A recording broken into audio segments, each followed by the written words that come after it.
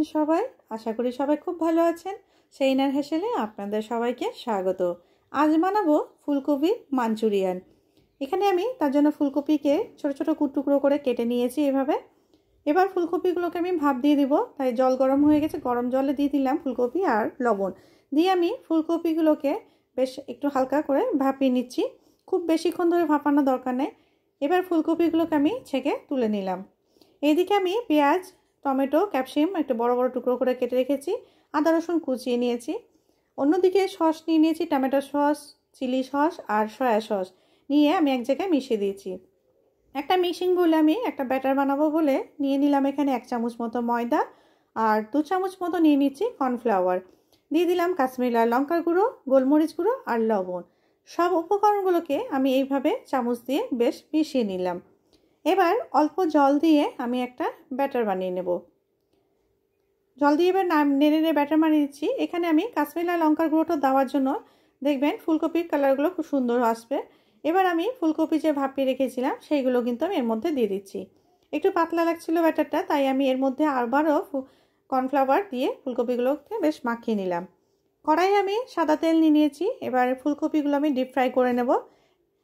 একবারে দেব না, দুইবারে আমি ফুলকপিগুলো দিয়ে ফ্রাই করে নিচ্ছি, অল্প অল্প করে দিয়ে বেশ ভালো করে আস্তে আস্তে করে মুচমুচে করে লালচে করে একদম ভেজে তুলে নেব। ফুলকপিগুলো এরকম ভেজে তুললেই দেখবেন শুধু শুধুও খাওয়া যায়। আমার সব ফুলকপিগুলো ভাজা হয়ে গেছে, দেখুন কি সুন্দর কালার এসছে। এবার তেলটা একটু কমিয়ে নিয়ে সেই সাদা তেলেই আমি দিয়ে দিলাম আদা রসুন কুচি। একটু রসুনটা হালকা ভাজা হলেই আমি দিয়ে দেব বড় করে টুকরো করে কেটে রাখা পেঁয়াজ, ক্যাপসিকাম আর দিয়ে দিচ্ছি লঙ্কা কুচি, টমেটো দিয়ে বেশ ভালো করে আমি এটাকে একটু নেড়ে নেব। হালকা একটু ভাজা ভাজা হয়ে গেলে এর মধ্যে ওপর থেকে আমি দিয়ে দিচ্ছি লবণ। একটু লবণ ছড়িয়ে দিলাম। এবার আবারও বেশ লবণটা এর সঙ্গে মিশিয়ে নিচ্ছি। এভাবে একটু হালকা করে সবগুলো ভাজা হয়ে যাবে। এবার এর মধ্যে দিয়ে দেবো আমি সস। সেই টমেটো সস, সয়া সস আর চিলি সস যে এক জায়গায় রেখেছিলাম সেই সসগুলো আমি এখানে দিয়ে দিলাম। দিয়ে বেশ ভালো করে মিশিয়ে নিচ্ছি আর দিয়ে দিচ্ছি আমি কাশ্মীরি লাল লঙ্কার গুঁড়ো। এবার সবগুলো একসঙ্গে ভালো করে মিশিয়ে নিলাম আর একটা বাটিতে 1 চামচ কর্নফ্লাওয়ার জলের সাথে গুলে রেখেছিলাম সেটা দিয়ে দিলাম আর বাটিটা ধুয়ে আবারও একটু আমি জল দিয়ে দিলাম। এবার আমি এইভাবে একটু নেড়ে নিচ্ছি। হালকা একটু নেড়েই এবার ফুলকপি যে ভাজা আছে সেগুলো আমি এর মধ্যে দিয়ে দিচ্ছি।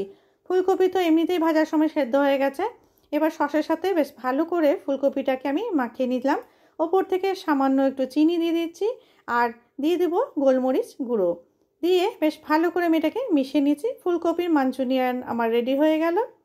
দেখুন কি সুন্দর কালারটা হয়েছে। এইবার আমার রেডি হয়ে গেছে। এখন বাজারে দেখবেন প্রচুর ফুলকপি পাওয়া যাচ্ছে। রেসিপিটি আপনারা দেখে নিয়েছেন, ঝটপট বানিয়ে ফেলুন ফুলকপি মাঞ্চুরিয়ান।